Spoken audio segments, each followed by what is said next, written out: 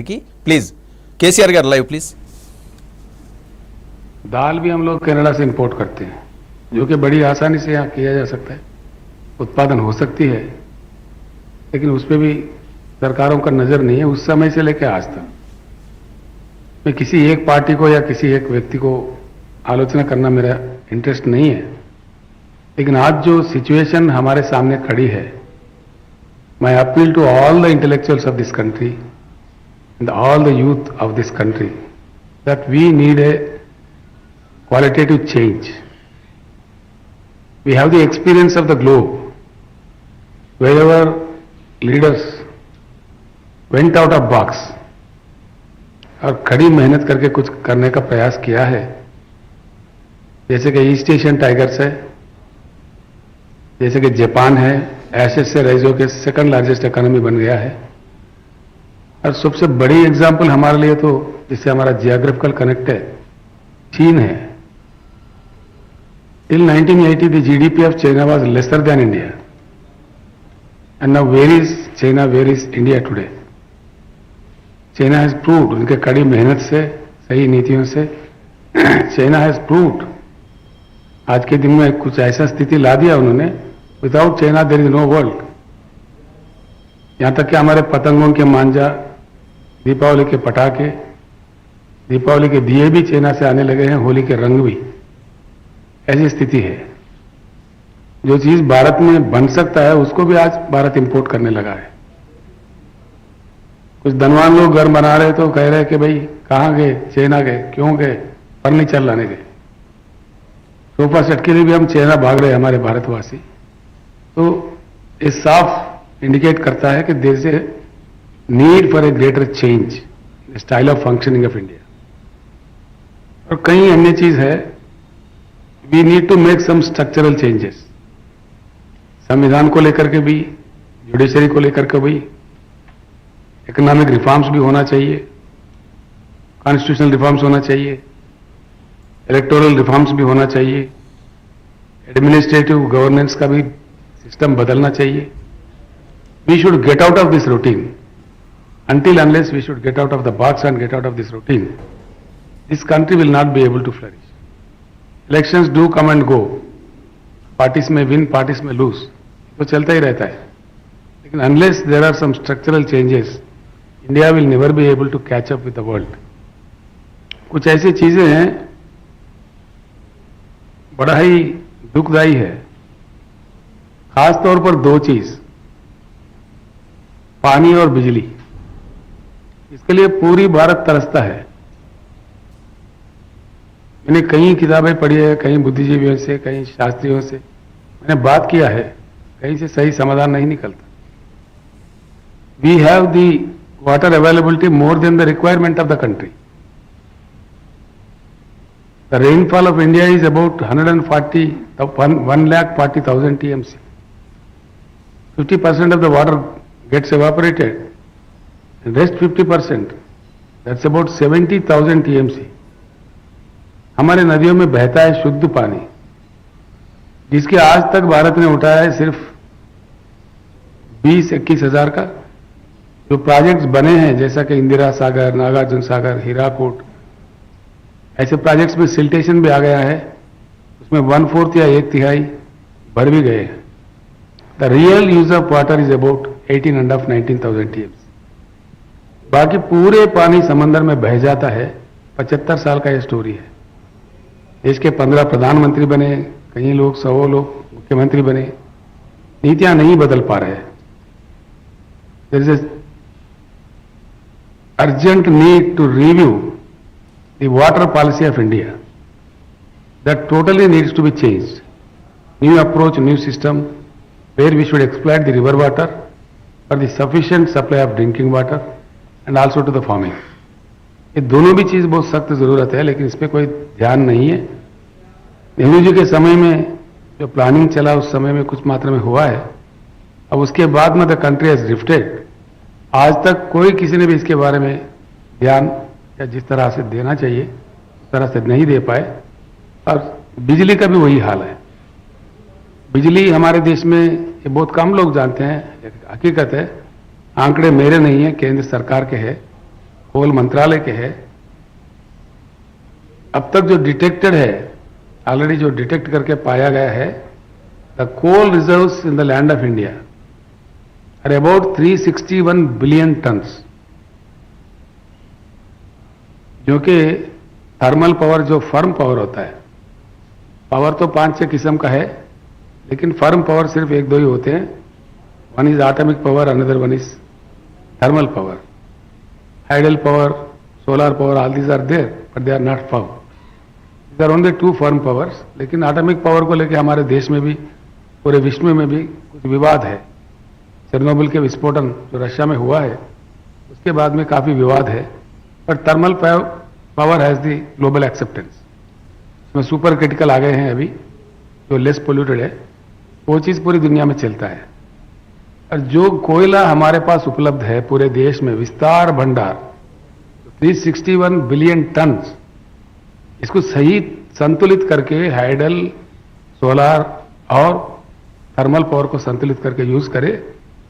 The existing coal reserves already which have been already detected, और आगे भी है, जो पाया गया है वो 150 साल तक के लिए पूरे भारत को 24 घंटा उच्च गुणवत्ता वाली पावर देने के लिए पर्याप्त है। ये मेरे नहीं है बात, ये शास्त्रज्ञों की बात है, एक्सपर्ट्स की बात है, मैंने उनसे चर्चा की है, लेकिन इसकी तरफ पे कोई ध्यान नहीं है। ये पूरी दुर्भाग्यपूर्ण बात है, इसमें भी बदलाव आना चाहिए। The total water policy of India needs to be changed, unless we change that.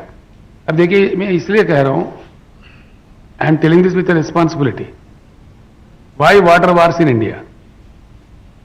It is hard to understand. Ravi Sutlej के लिए 3 राज्य लड़ते हैं, पंजाब, हरियाणा और राजस्थान। महानदी को लेकर 3 राज्य लड़ते हैं, मध्य प्रदेश और उड़ीसा, छत्तीसगढ़, इन तीनों में लड़ाई है। कावेरी को लेकर मद्रास में और कर्नाटक में लड़ाई है। कृष्णा गोदावरी को लेकर महाराष्ट्र, कर्नाटका, तेलंगाना और आंध्रा, इन लोगों के बीच में लड़ाई है। राज्यों को क्यों लड़वा रहे हैं? पानी नहीं है ये बात नहीं है, पानी पर्याप्त है। इस प्रकार से लेना है, पानी ले सकते हैं, मोर देन, पानी सरप्लस है। We have about 41 crores of cultivable land in India, which is more than America and more than China. पूरे दुनिया में हमारा फूड प्रोसेसिंग करके हमारे खाना जा सकता है, लेकिन unfortunately we are eating McDonald burgers and McDonald pizzas, which is quite unfortunate. ये बात बदलना चाहिए। भारत का खाना बाहर जाना चाहिए, फूड प्रोसेसिंग इंडस्ट्री का बढ़ावा देना चाहिए, वो नहीं हो रहा है। हर जगह, हर तहसील में लग सकते हैं फूड प्रोसेसिंग यूनिट, इसमें करोड़ों करोड़ों युवा को नौकरी भी मिल सकता है, लेकिन इसके तरफ भी कोई ध्यान नहीं है। This is why we feel that it needs to be changed in toto. Change should be radical. ऐसा वैसा चेंज से नहीं होगा, इसको मूल रूप से चेंज करना पड़ेगा। Power policy also needs to be a change. A new water policy, a new power policy should be drafted for the country, then only we will be able to address the shortages and the problem in these 2 issues. और दूसरी चीज भी है, हम अपने राजधानी में जाते हैं दिल्ली, कभी कभी आधा घंटा, कभी 45 मिनट भी चक्कर लगाने पड़ते हैं। We are hovering in the air. आप सभी लोग जानते हैं, बिकॉज ऑफ ट्रैफिक कंजेशन। कहीं जाइए आप, हमारे एयरपोर्ट्स में इंफ्रास्ट्रक्चर ठीक नहीं है, इस प्रकार का एक्सपेंशन होना चाहिए, नहीं होता है। हमारा रोड में काफ़ी इंप्रूवमेंट होना चाहिए, जो नहीं हो रहा है, नहीं हो पा रहा है। और हमारे रेलगाड़ियाँ जो चलते हैं, सेकंड लार्जेस्ट रेलवे है हमारे पास। ये बड़ी अजीब बात है, किसी एक में भी परफेक्ट इंफ्रास्ट्रक्चर नहीं है, इतने साल के बाद भी। काफ़ी दुखदायी बात है। पानी का मैं ख़त्म कर लूँ, आपको शीट सप्लाई किए हैं।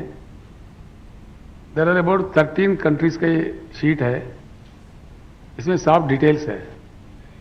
एक्चुअली होता ये है, पानी कहीं भी किसी फैक्ट्री में नहीं बनता। पानी बहुत अनमोल चीज होती है, मानव उसको तैयार नहीं कर सकते। जो आता है, प्रकृति देती है, उसको बड़ा संभाल के यूज करना चाहिए। हमारा देश बाढ़ से भी प्रभावित है, सूखा से भी प्रभावित है। आधा बिहार तो डूबा हुआ रहता है हर साल, आधा सूखे में रहता है, और कई जगह देश में अकाल सकाल होते ही रहते हैं। ये हमारे अनुभव है। जो पानी की उपलब्धि है, जो प्रकृति भगवान ने दे रखा है, उसको सही तरीके से इस्तेमाल करें। देखिए, एक छोटा सा देश है जिम्बाब्वे, इनके पास एक रिजर्वायर है 6533 टीएमसी। इसका मैंने आपको दिया है details, you can see it later on. ऐसे ही रूस में है अंगारा, वहाँ पे 5968 टीएमसी का डैम्स है। कनाडा में, अमेरिका में होवर डैम है। ऐसे ही I have given you the details, you can go through this document, it will show you. Bharat जैसे विस्तार देश में, इतने विशाल देश में कम से कम 2-3 तो कम से कम ये ऐसे प्रोजेक्ट हमारे पास होना चाहिए। देश पूरा प्यास है, खेत पूरा प्यासे है, गले प्यासे है, लेकिन इस पर कोई ध्यान ही नहीं। ये ऐसे अगर 2-4 रिजर्वायर बना लें तो हम बाढ़ से भी सेफ रहेंगे, सूखे से भी बचेंगे, पीने के लिए पानी विस्तार मिलेगा, उद्योग के लिए मिलेगा, हर किसी को मिलेगा। हर किसी को देने के बाद तो 41 करोड़ एकड़ की कृषि योग्य भूमि है इंडिया में, हर एकड़ में पानी दिया जा सकता है। मैं आपसे प्रार्थना करूंगा लोगों को आप बताएं, आपके अखबार के जरिए, आपके चैनलों के जरिए। I pray you, please let it be known to the people. India में दमदार सरकार अगर हो, हर एकड़ में भरपूर पानी दिया जा सकता है। पीने का पानी हर घर में नल फिट करके दिया जा सकता है, और उद्योग के लिए जो चाहिए भरपूर हम दे सकते हैं। इसके बाद भी कम से कम 20-25 हजार टीएमसी की बचत है। As far as water is concerned, usable water is concerned, India is a surplus country. भगवान ने, प्रकृति ने इतना दिया है, इसके बाद भी क्यों तड़पना पड़ता है लोगों को। जब औरंगाबाद गए वहां बताए 8 दिन में एक बार पानी आता है। अकोला से हमारे भाई प्रकाश बोरे बता रहे थे कि वहां 7 दिन में एक बार आता है। सोलापुर वाले कह रहे 10 दिन में एक बार आता है। पुणे के लोग भी बता रहे थे किल्लत है पानी के, पर्याप्त नहीं मिलता। और यहां तक के भी है, दिल्ली में जो कंट्रीज कैपिटल है, नेशनल कैपिटल है, 75 साल के आजादी के बाद even in the national capital बिजली की कटौती होती है, पर्याप्त पानी की प्रबंध नहीं है। ये किस बात का संकेत है, हम इसको क्या समझ सकते हैं। तो इसलिए सरप्लस पानी रखते हुए कोई भी देश ऐसा नहीं करेगा। जो प्राथमिक आवश्यकता है, its prime need of the people. इस ऐसा भी ये डैम्स भी बनाने का कोई योजना नहीं है। जो एग्जिस्टिंग बैंक्स है, दे आर गेटिंग सिल्टेशन आ गया उसमें, वो भी सही नहीं है। इंफ्रास्ट्रक्चर के मामले में आप देखिए, सिंगापुर जैसा देश है हमारे आंखों के सामने, वहां कुछ भी नहीं है except the mind power, there is nothing. पानी भी उनके पास नहीं है कम से कम। हम लोग जाके वहां फोटो उतर रहे हैं, वहां एक पुतला, उसके मुंह से पानी निकलता रहता है, बगल में खड़े के हम फोटो निकाल रहे हैं वहां पे। बड़ा दुख मालूम होता है जब देखते हैं इस चीज। उनके पास कुछ भी नहीं है। वो एक निवाला ऐसा उठाता है तो उसमें एक दाना भी उनका नहीं है। Everything is imported. मट्टी भी नहीं है, सी रिक्लेम करके कुछ जगह बना है तो उसके पास मट्टी भी नहीं है। They buy it from Indonesia. ऐसी सिचुएशन में भी what is the economy of Singapore today and what is the economy of India. वह दिमाग इस्तेमाल करके जहां कुछ भी नहीं है, Mister Lee Kuan Yew, who is the maker of Singapore, he has changed the fate of Singaporeans. It's a great country today before the world. हम कहाँ हैं, हम कहाँ खड़े हैं, इतने सारे उपलब्धियां लगते हुए। ट्रेन इंफ्रास्ट्रक्चर भी देखिए आप, the speed of goods trains across the world एक बार हम नजर डालते हैं। चाइना में गुड्स ट्रेन की एवरेज पर आवर स्पीड है 120 किलोमीटर्स। यूनाइटेड स्टेट्स में 78 किलोमीटर्स है, यूके में 75 किलोमीटर्स है, ऑस्ट्रेलिया में 80 किलोमीटर्स है, जर्मनी में 60 किलोमीटर है, जबकि हिंदुस्तान में 24 किलोमीटर है। When we will be able to catch up, हम कब मुकाबला करेंगे इन देशों से, कब आगे बढ़ेंगे। इतना विशाल देश, इतना विशाल पॉपुलेशन। ट्रक स्पीड देखिए, Indian trucks on Indian roads, average speed is only 50 kilometres, whereas Japan 80 kilometre, South Korea 80 kilometres, UK 95 kilometres, US में 95 to 115 किलोमीटर्स। ये ट्रक का इंफ्रास्ट्रक्चर है। ये पूरे आंकड़े मेरे नहीं है, this is all given by government of India and the international figures. हर चीज में हमारा रैंक गिरता जा रहा है। ह्यूमन इंडेक्स डेवलपमेंट में देखिए, पर कैपिटा पावर यूज में देखिए, पर कैपिटा पावर यूज में भारत का रैंक है 104। तो कहाँ है, भूटान भी हमसे ज्यादा है पर कैपिटा पावर यूटिलाइजेशन। तो हम कहाँ खड़े हैं, और ये ऐसे ही चलते रहे तो कुछ होने वाला नहीं है। और सिंगापुर का एक बड़ा अजीब बात है, सिंगापुर का एक ही पोर्ट है. Singapore perimeter is only 193 kilometres. वो एक आइलैंड है, हम जानते हैं. जो कंटेनर्स हैंडल करते हैं, चाइना में 37.3 लाख कंटेनर्स, 37.3 है. इंडिया में 25.7 है. चाइना है, सॉरी, सिंगापुर का 37.3 है. China up to 210 lakh containers का हैंडल करते हैं. वेयर और Indian coast is about 7.5 to 8,000 kilometres. यानी कि वो इंफ्रास्ट्रक्चर में अब हम सही नहीं है.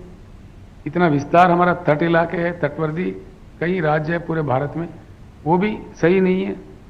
हर चीज में आप किसी भी चीज देखिए, पोर्ट्स में देखिए, एयर इंफ्रास्ट्रक्चर देखिए, सड़क इंफ्रास्ट्रक्चर देखिए, रेल इंफ्रास्ट्रक्चर देखिए, तो इसमें कंप्लीटली हमारे को,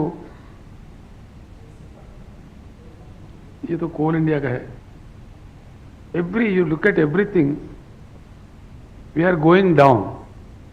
forex is totally going down and down. And what is the rupee value today? It's about 82 change है आज में, मेरे ख्याल से 82 83 रुपीस है. ये स्थिति पहले कभी नहीं था भारत में. इतना गिरावट रूपी का अब पहली बार हमको देखने का मिल रहा है. We are not able to control anything. इसी को लेके the BRS proposes for a qualitative change in the country. हमारा प्रयास वही है. पूरी भारत में हम अपना प्रयास जारी रखेंगे, हम आगे बढ़ेंगे और इस प्रकार का उच्च गुणवत्ता वाली परिवर्तन का पूरी प्रयास करने का हम आगे बढ़ रहे हैं. रिफॉर्म एजेंडा भी मैंने आपको बता दिया. It's about economic reforms, constitutional reforms, electoral reforms, judicial reforms and administrative reforms and governance में रिफॉर्म्स. तो ये मैंने दिया है आपको विस्तार में, आप देख सकते हैं. मैं ज़्यादा अपने तरफ से नहीं बोलते हुए, if you have anything to ask me, you can please begin with.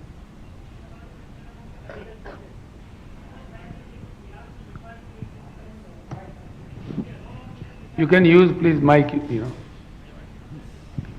You can use the mic. Mr. Rao, you mentioned about bringing about radical changes. What do you think will be the timeline for the BRS to make these changes? And will it There be is no timeline for this. It's a long way to go. We know it very well. Will it be alone or will it partner with someone else at the national level? Definitely 100% it will happen, because wherever changes happen, there only things are going in the right way. India also needs to change. It may take some little time. हम कोई हरी में नहीं है. इतनी बड़ी चीज को लेके आज में हो जाए, कल में हो जाए, परसों में हो जाए, हम ऐसा नहीं सोचते. जब भी हो जाए, लेकिन हो जाए, हुए तक BRS इस बात को नहीं छोड़ेगा, इसका करते ही रहेगा. सर, आपने कहा कि दमदार सरकार चाहिए ये सब विजन लाने के लिए. क्या BRS वो भूमिका में है, या फिर संयुक्त रूप से विपक्ष कुछ ऐसा सोच रहा है कि सब एक साथ मिलकर ऐसा कुछ पर्याय दिया जाए? ऐसा है, we have seen so many fronts, United Front, National Front, सब भी फ्रंट मिलकर काम किए हैं, लेकिन वो पर्याप्त नहीं हो पाया है. ये हमारे सामने है, देश के सामने है. इसलिए we are proposing this agenda. कुछ मित्र जो हमारे BRS से सहमत है, हमारे एजेंडा से सहमत है, चलते चलते वो हमारे कंसोर्शियम में आ सकते हैं. हम उनको आह्वानित भी करेंगे. पूर्ण रूप से जो हमारे एजेंडा से सहमत है पर स्ट्रक्चरल चेंजेस, वो हमारे साथ आ सकते हैं, हम उनको साथ भी ले लेंगे. Mr. Chief Minister, what do you think about forging an alliance with other parties apart from Political? BJP? What do you think about forging an alliance of parties? मैं देश के बारे में बात कर रहा हूँ, आप राजनीति बात कर रहे हैं. If you can ask any question about the country, I would be more happy. But I'm asking a राजनीति political तो question, चलता sir. है. सर, आप रीजनल पार्टीज का अलायंस के बारे में क्या सोचते हैं? बीजेपी और We are कांग्रेस not के- regional party now. We are a national party. I have already announced it. That's the name. I changed my party's name from TRS to BRS. Okay, and my second question is regarding, you have been a strong proponent of separate states. So will you support separate state of Vidarbha? It's not about Vidarbha alone. I'm sorry to say. It's very strange that India is a country where Sikkim-like state with 6.5 population is also a state, and where UP is also a state with 24 crores of people. This system needs to be changed. There should be some scientific method to make states in the country. That will come, when that will happen, everything will happen.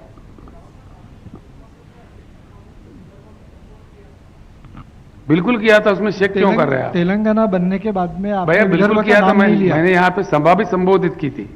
हाँ, इसीलिए मैं बोल रहा कि हाँ, बिल्कुल। तेलंगाना बनने के बाद में आपने विदर्भ का नाम नहीं लिया, तो अभी कोई आपका क्यों एजेंडा नहीं में लिया है क्या? हमने? कौन कहा आपसे मैंने नाम नहीं लिया? कहीं बोल ही नहीं रहे, आ ही नहीं रहे आप विदर्भ में कभी, अभी पहली बार आपका एंट्री हुआ है ऐसा मैंने पॉलिटिकल। आपको सीधा बता दिया, भारत में ही एक अजीब स्थिति है राज्य बनाने के सिस्टम को लेकर। मुझे भी 15 साल लड़ने पड़े।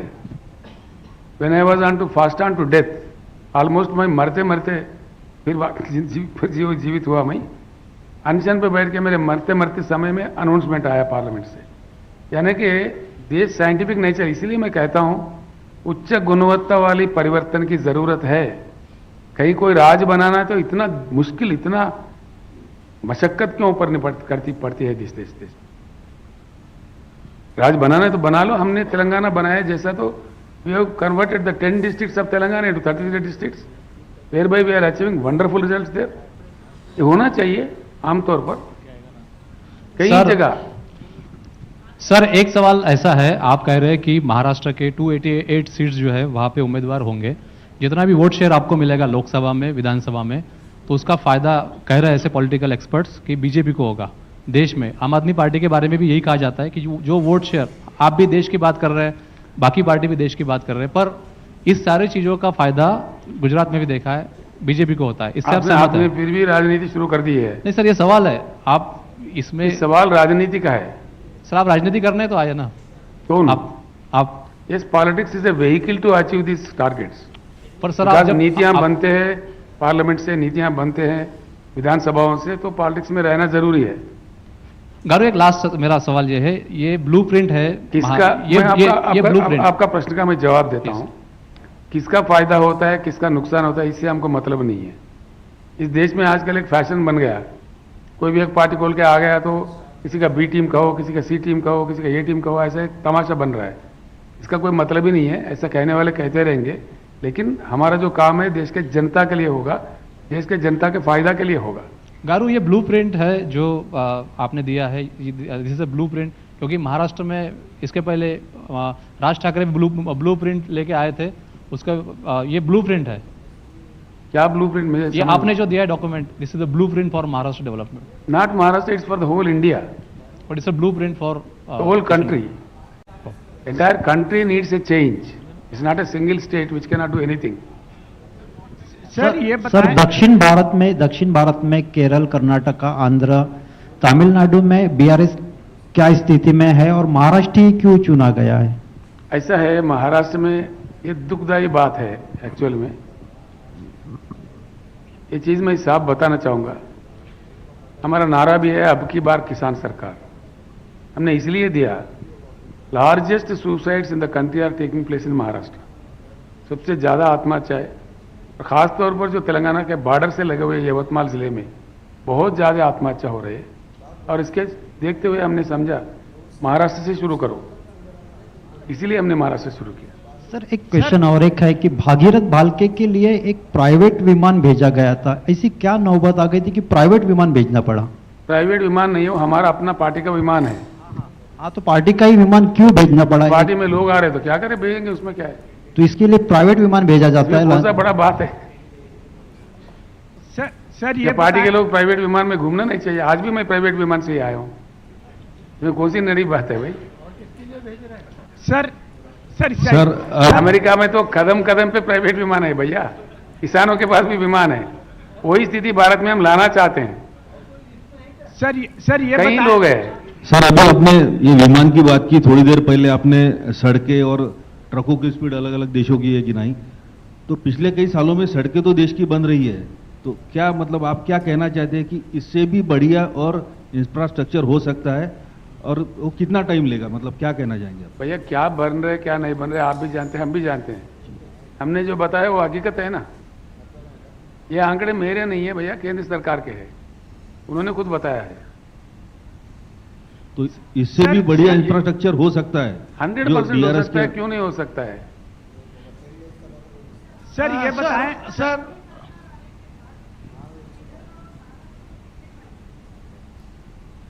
नहीं समझा मैं आपके बात को।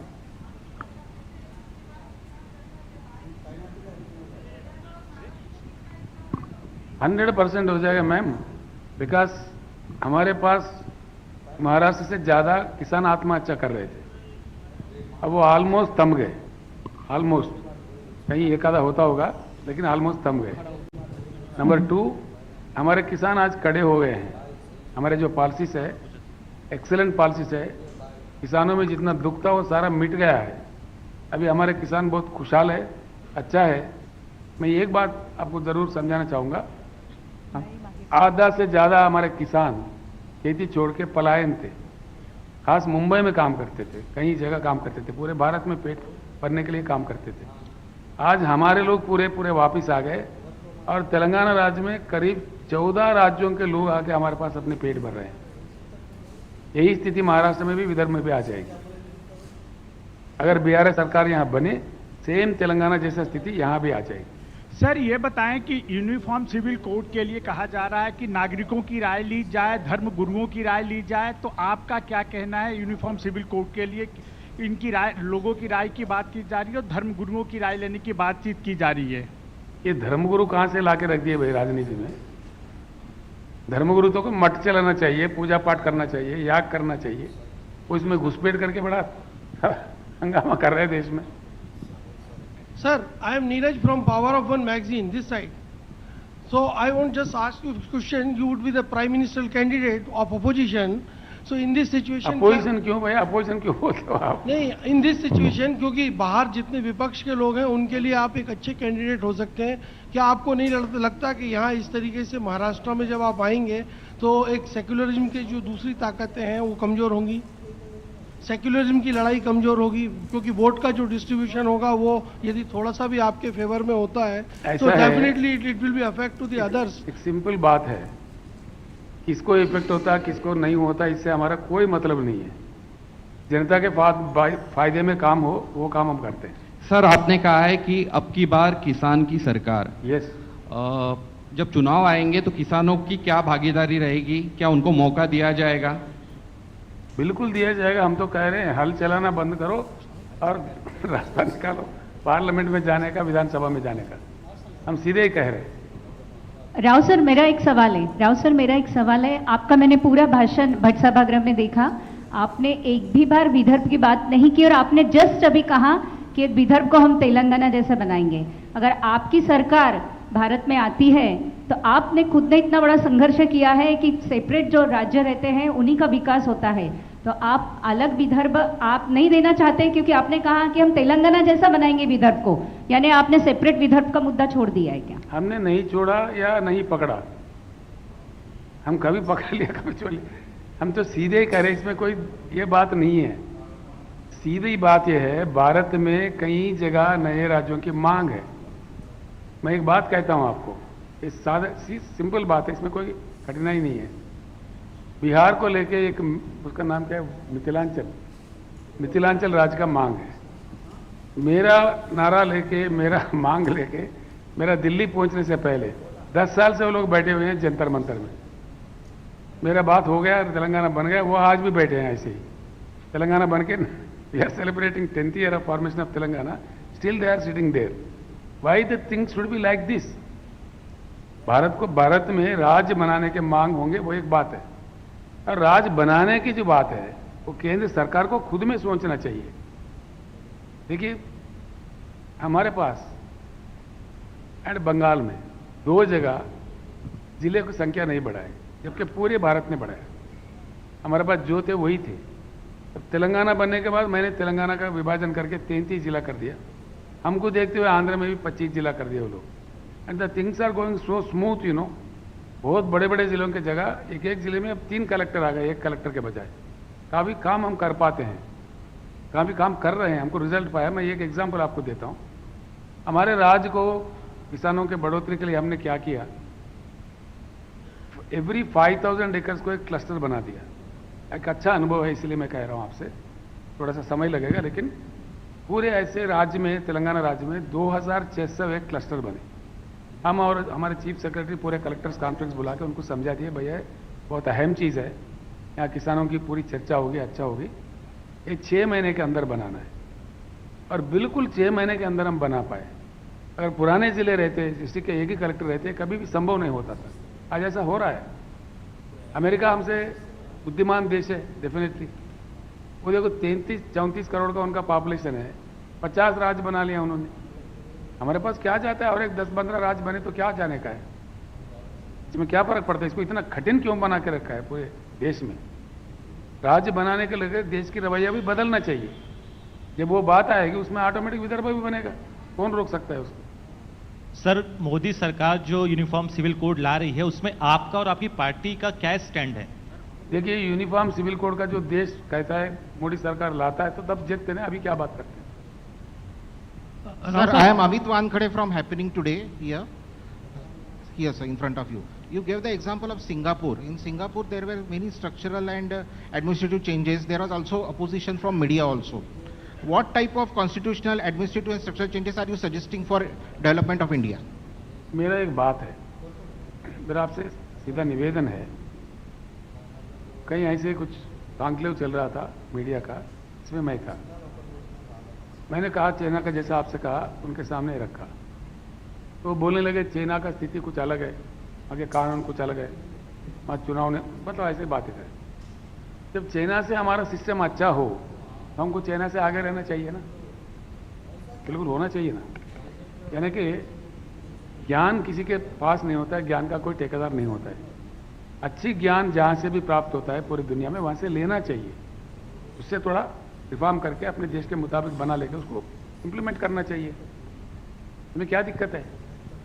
स्ट्रक्चरल रिफॉर्म्स, बिल्कुल स्ट्रक्चरल रिफॉर्म्स की ज़रूरत है। मैं आपको बताऊं तो कई देश है जो आउट ऑफ बॉक्स जाके स्ट्रक्चरल रिफॉर्म करके आगे बढ़ चुके हैं। जापान देखो एशेस में गए हिरोशिमा नागासाकी के बाद, now they are the second largest economy in the world. China देखिए, साउथ कोरिया देखिए, मलेशिया देखिए, सिंगापुर देखिए, कई ऐसे देश है हमारे सामने।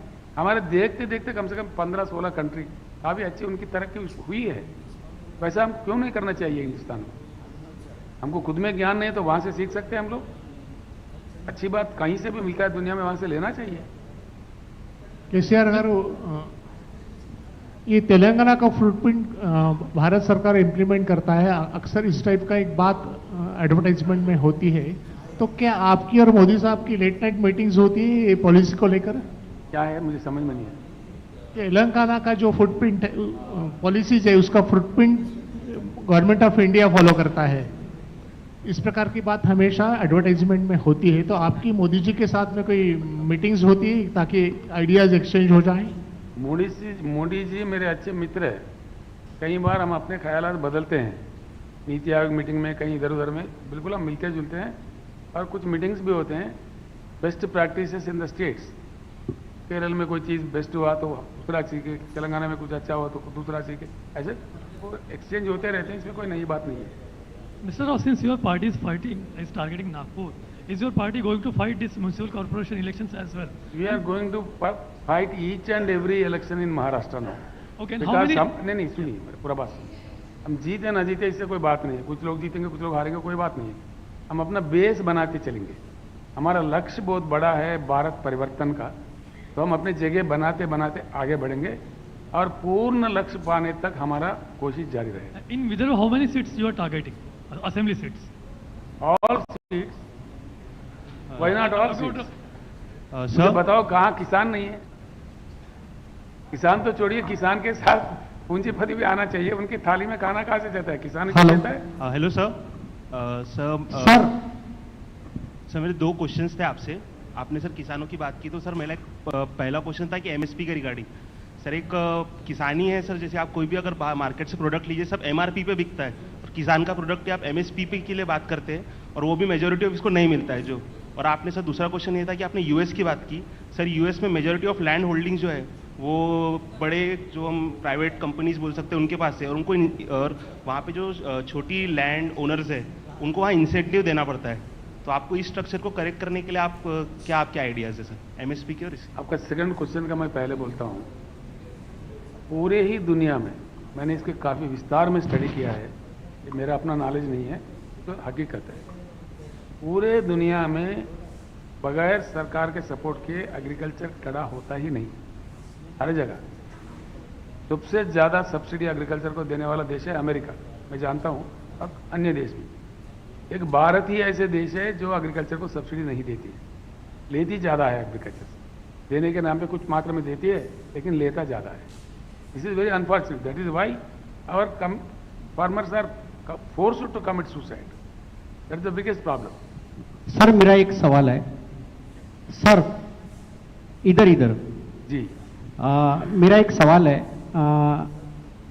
अब की बार किसान सरकार, किसानों के लिए आप काम कर ही रहे हो। देश में जो भी सरकार आई है, आने के पहले उन्होंने काफी वादे किए हैं, लेकिन 5 साल निकल जाते हैं, वादे भूल जाते हैं। अभी 10 साल निकल गए, वादे भूल गए। आपकी सरकार अगर देश में आती है तो क्या शिक्षा की नीति और रोजगार की नीति क्या रहेगी? क्योंकि देश में बेरोजगारी बढ़ गई है, शिक्षा नीति में परिवर्तन हुआ है, जो गरीब है उनको शिक्षा नहीं मिलती। तो अगर आपकी सरकार अगर देश में आती है तो क्या नीति रहेगी? भैया मैं आपको एक बात बताना चाहूँगा। इलेक्शन मैनिफेस्टो बनाते हैं हर पार्टी और पेश करते हैं लोगों के सामने। हम भी इलेक्शन मैनिफेस्टो दिए थे चुनाव से पहले। हम 2 बार चुनाव जीते हैं। हमारे पास 119 सीटें हैं हमारे राज्य में। तो पहले चरण में हम 63 सीटों से जीते थे, नेक्स्ट टाइम हम 88 सीटों से जीते।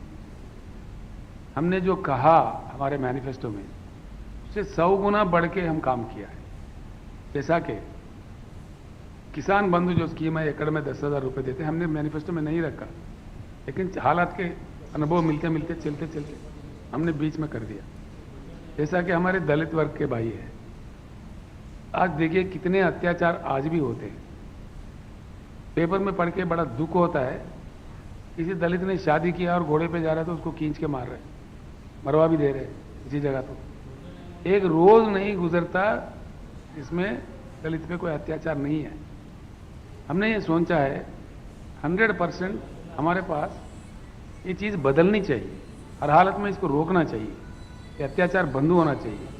इसके लिए हमने सख्त कानून हमारे पास लाया है, कम करने का बहुत प्रयास किया है।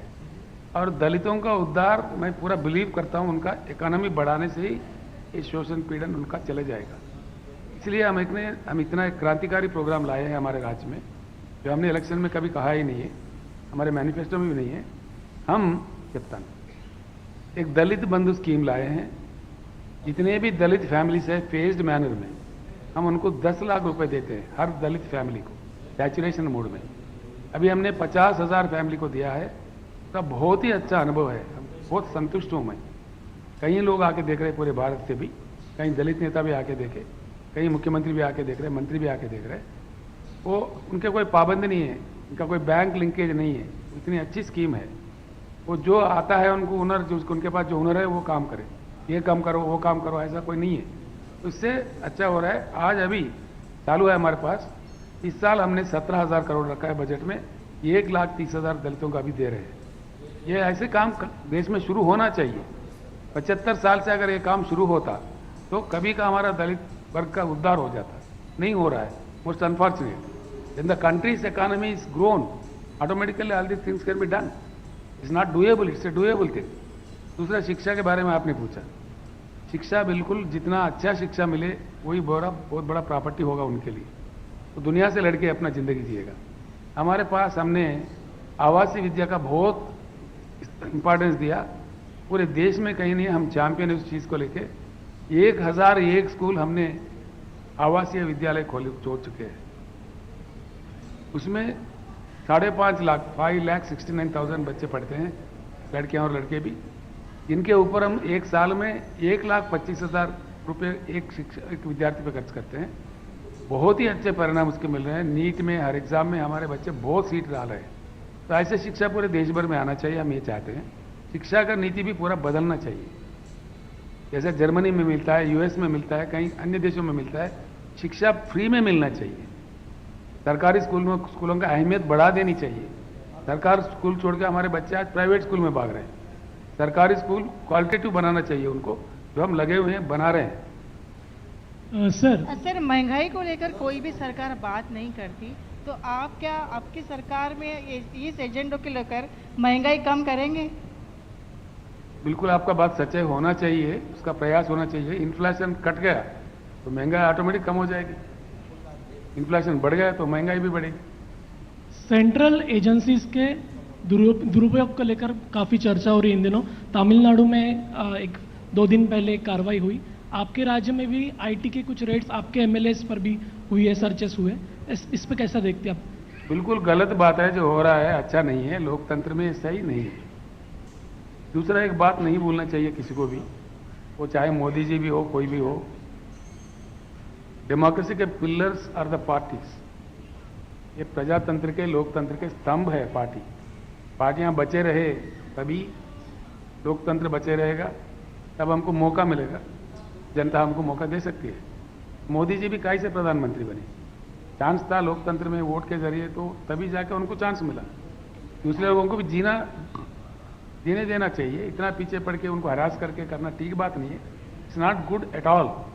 ये निंदनीय बात है, खंडनीय बात है। सर, महाराष्ट्र लोकसभा और महाराष्ट्र विधानसभा में आपकी पार्टी कितने सीट का टारगेट लेके चल रही है? पूरे सीटों का टारगेट ले रहे हैं हम। मिस्टर राव, क्योंकि अगर किसान समझते हैं, किसान फैमिली हमारे साथ आते हैं, तो कौन रोक सकता है? Mr. Rao, you mentioned about constitutional reforms. Can you elaborate on that? We need to make some structural changes. It's not changing the constitution in toto. एक बात ऐसा होता है भैया, इसमें खुलकर बात करना चाहिए, इसमें छुपाने वाली बात कुछ। अक्सर ये होता है, किसी भी देश का एक शुरुआत कहीं से गिनते हैं। समझो कि ये 3-4 तरीके का होता है। किसी जगह ट्रांसफॉर्मेशन फ्रॉम ऑटोक्रेसी डेमोक्रेसी होता है, किसी जगह इनकलाब जैसा कि लेनिन ने लाया, माओ ने लाया, क्रांति आया, तो तब से वो लोग शुरुआत गिनते हैं। हम जैसे देश में आज़ादी से हम शुरुआत मानते हैं, जिनको दूसरों का रूल चला गया, हमारा खुद का रूल आ गया, तब से हम गिनते हैं। सर 2000 सुनिए, एक मिनट सुनिए। तो इसमें क्या होता है, ये जब भी देश बनता है उस समय के बुद्धिजीवी कुछ लोगों से कमेटी बना देते हैं, जैसे कॉन्स्टिट्यूएंट असेंबली हमारे पास बना था बाबा साहब अम्बेडकर जी के चेयरमैन सदारत में, और कानून कायदा कुछ बना के अपनी जर्नी शुरू करते हैं। लेकिन 1-2 दशक में चलते चलते जो अनुभव मिलता है, उसको पूरा करके 95% देश सेटल होता है मेन मुद्दों पे। बाकी साइंटिफिक ब्रेक थ्रू जैसे आने लगा तो उसमें चेंजेस करते हैं। जैसे कि कंप्यूटर नहीं था, आज आ गया, स्मार्टफोन था नहीं था, अब आ गया, साइबर क्राइम एक नई चीज आ गई, साइबर क्राइम। तो ऐसे छोटे छोटे बातें, लेकिन मेन कंट्री पूरा सेटल होता है 1 दशक, 1.5 दशक, 2 दशक में। हमारा दुर्भाग्य यह है कि 75 साल के बाद में भी हम सेटल नहीं। इसलिए we need to make some structural changes where they are electoral changes, administrative changes. जैसे मैंने अभी बताया, the total water policy of India needs to be changed, the total power policy. देखिए ना, सिंपल बात है, इतना भंडार कोयले का देश में है, लेकिन ऑस्ट्रेलिया से कोयला मंगाया जा रहा है। इसके लिए, किसके फायदे के लिए? इंडोनेशिया से कोयला मंगाया जा रहा है और जबरदस्ती किया जा रहा है ट्रांसकोस्ट पे, जेनकोस्ट पे, स्टेट्स पे कि यही खरीदो। जबकि हमारे हिंदुस्तान का कोयला मिलता है 4000 में टन, वो मिलता 28,000 में टन, वही खरीदो। जबरदस्ती किया जा रहा है। That's the reason I say there have to be some structural changes which have to be transparent and clear. Privatisation power में लाना इतना गलत है भैया। हमारे खुद का अनुभव है, एक गैस आधारित पावर स्टेशन, जबकि हमारे पास, मैं उनका नाम नहीं बोलूंगा, कोई भूतपूर्व मुख्यमंत्री है, वो आदमी ने पीपीए कर दिया 25 साल का, यानी कि हम गिरवी रखे गए 25 साल। वो पीपीए का अग्रीमेंट कुछ ऐसा है, वो सप्लाई ना भी करो तो हम उसको पैसा देना पड़ेगा। That gas plant has never started, but still we are paying money to that company. This is the kind of privatisation which we are opposing. अंधाधुन निजीकरण is not at all advisable. जो पब्लिक सेक्टर, देखिए मैं बता रहा हूं ना, ये यूं ही नहीं बोल रहा हूं मैं। हमने तेलंगाना राज्य आने के बाद में हमने मन बना लिया है, एक 6000 मेगावाट का बिजली उत्पादन करो। सोलार में 6000 का टारगेट था, 5700 हो गए, 6000 थर्मल में। मेरे पीछे काफी लोग पड़े, बड़े बड़े पूंजीपति, बड़े बड़े कंपनी, एल&टी सब आए। हमने फैसला लिया है कैबिनेट में रख के, नो प्राइवेटाइजेशन इन पावर सेक्टर। तेलंगाना जेनको ही बनाएगा, और हमने बना दिया तेलंगाना जेनको, चल रहा है हमारे पास आराम से।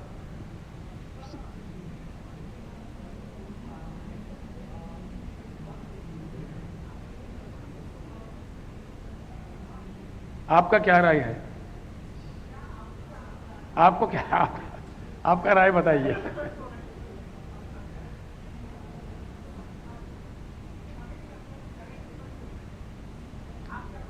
ये एक बात है, तो साफ बात है, अच्छा क्वेश्चन है ये। हमसे ज़्यादा विकसित जो देश है, जैसे कोई यूरोपियन कंट्रीज है, यूएस है, उन्होंने भी ईवीएम लाया था, ऐसे ही वहाँ पे भी चेक होने लगा लोगों को। तो those governments have thought better get rid of this EVM, go for ballot. जब उन्होंने ला के वापस चले गए, हमारे देश में भी जिसमें लोगों को शक है उसको बंद कर देना चाहिए, बैलेट इलेक्शन करवा देना चाहिए, कोई गलती नहीं है। सर आप फंड कहाँ से लाते हैं? इतनी स्कीम चल रही है देश में, फंड्स मैनेजमेंट कैसे होता है और लोन कितना है आपके गवर्नमेंट पे? क्योंकि महाराष्ट्र जैसे स्टेट पर काफ़ी बड़ा लोन है, तो बाकी स्टेट्स ये योजनाएं क्यों नहीं लागू कर पाती, और आपका मैनेजमेंट किस तरह से, फंड्स आप कहाँ से लाते हो? मैं आपको एक बात बताता हूँ, कड़ी मेहनत करने से, लूप होल्स प्लगिंग करने से, सही निर्णय लेने से, फास्ट डिलीवरी होने से काफ़ी इकोनॉमी बढ़ती है, जो तेलंगाना में बढ़ा है, ने करके दिखाया है। हम ऐसे बात नहीं करते। हमारा पर कैपिटा जब राज्य बना 2013-14 में 94,000 थे। आज हमारा महाराष्ट्र उस टाइम मेरे से कई गुना ज़्यादा था। नॉट ओनली महाराष्ट्र बल्कि गुजरात, महाराष्ट्र, तमिलनाडु, कर्नाटक जैसे जो बड़े राज्य थे, स्थिर राज्य थे, 70 साल से राज्य थे, उनका आय बहुत ज़्यादा था हमारे से तुलना में। आज जो सरकार अभी डिक्लेयर किया है, हमारा पर कैपिटा है 3,17,000, जबकि महाराष्ट्र का पर कैपिटा है 2,40,000। हमने इन सारे राज्यों को पीछे छोड़ दिया है। हमारा इकोनॉमी बढ़ गई है। मैं एक बात और बता दूं आपको, हमसे पहले तेलंगाना में 10 साल लगातार कांग्रेस सरकार था। रेती जो होता है ना, जो सैंड, वो माइनिंग डिपार्टमेंट के तहत आता है। पूरे 10 साल कांग्रेस के सरकार में रेती पे जो आय तेलंगाना कोष में आया वो 36 करोड़ था। हम आके जब बागडोर संभाले, 5 साल के अंदर ही 5,600 करोड़ आए। ये है नीति काम करने का ढंग। अगर इस प्रकार का काम हर जगह किया जाए तो डेफिनेटली इकोनॉमी बढ़ेगी। सर ये बताएं कि भारतीय जनता पार्टी ने तेलंगाना के बारे में कहा है कि तेलंगाना के आपके कम से कम 25 विधायक भारतीय जनता पार्टी के संपर्क में हैं और किसी भी हाल में जब भी चुनाव होगा तो निश्चित तौर पे भ्रष्टाचारी सरकार को हटा दिया जाएगा। वो भारतीय पार्टी का कहना है, आप भी यही कह रहे। सर वो बकवास है, हम इतने कहेंगे वो बकवास है।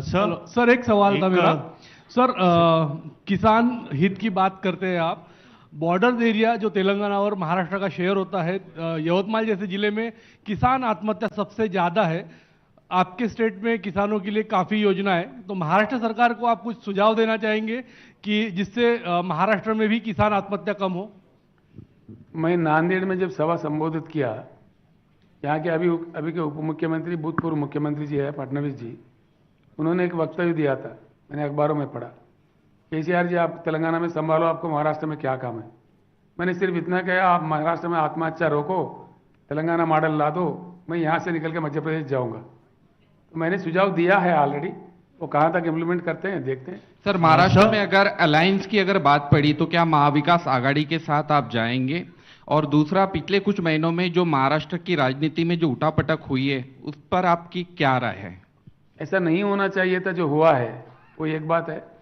अलायंस की बात हम बिल्कुल सोच भी नहीं रहे हैं, हमें लगता है कि हमें जरूरत ही नहीं पड़ेगी।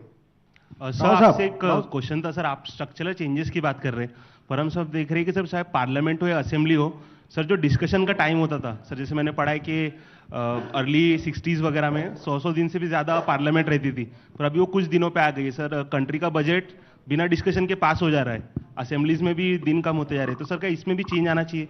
एक बात मैं आपसे कहना चाहूँगा, अच्छी बात है, I think which you will all appreciate. एक मेरा मित्र से ऐसे ही बात हो रहा था, उनसे मैंने पूछा कि भैया 542 सीटें हैं लोकसभा में, बड़ा हल्ला काट के हंगामा करके हम सारे एकजुट होके 500 सीट भी जीत लो। मैंने कहा करना क्या है बताओ? वो बोले जो भी कर सकते हैं 500 सीट जीतने के बाद और क्या है? मैंने कहा नहीं कर सकते। कैसा? देखो आपका लोकसभा डायरेक्ट चुनाव है, जो प्रजा का मूड रिफ्लेक्ट होता है वहाँ पे, सुन के आते हैं। लोकसभा में आप बिल पास करो तो राज्यसभा में अटक जाता है। आज क्या चल रहा है देश में? Blame game. भैया हमने कर दिया, उन्होंने रोक दिया, बस हो गया बात। फिर वेयर आर द पीपल? आपने खुद देखा ना, हमारा खुद का अनुभव है। जब mister Chidambaram was the finance minister, मैं उनके सहयोगी था यूपीए के कैबिनेट में, उन्होंने लाया CST GST। जब मोदी जी गुजरात के मुख्यमंत्री थे, वो गला का फाड़ फाड़ के विरोध कर रहे थे। जैसा कि मोदी जी प्रधानमंत्री बन गए, वो GST लाए तो चिदम्बरम साहब विरोध कर रहे थे राज्यसभा में। मैंने पूछा उनसे, चिदम्बरम जी आप हार्वर्ड स्कूल के इकोनॉमिक स्कूल के स्टूडेंट है, आपने लाया है, आप कैसा विरोध कर रहे? तो बोले राजनीति है। मैं बोला देश किधर है फिर राजनीति है तो? इसीलिए मैं कहता हूं स्ट्रक्चरल चेंजेस की जरूरत है। These anomalies which are pending there, which have become hurdles for the development of the country needs to be changed। इसमें खुल के बात होना चाहिए, इसमें छुपे हुआ बात कुछ नहीं है, इसमें रहस्य कुछ नहीं है। राव साहब, नीतीश कुमार ने कहा है कि लोकसभा चुनाव पहले हो सकते हैं, तो क्या कहेंगे आप इस पे? केंद्र सरकार कराना चाहते हो सकते हैं, उसमें क्या बात है? कौन सा बड़ा बात है इसमें? अभी मैं सोचा नहीं, बाद में बता दूंगा जी।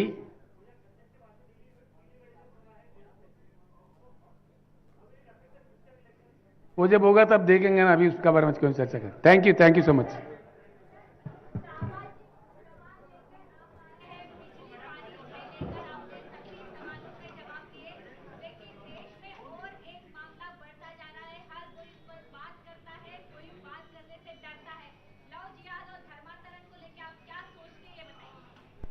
हम तो साफ कह रहे हैं, आप लिख सकते हैं हमारे एजेंडा में, which I am going to announce in Delhi very shortly.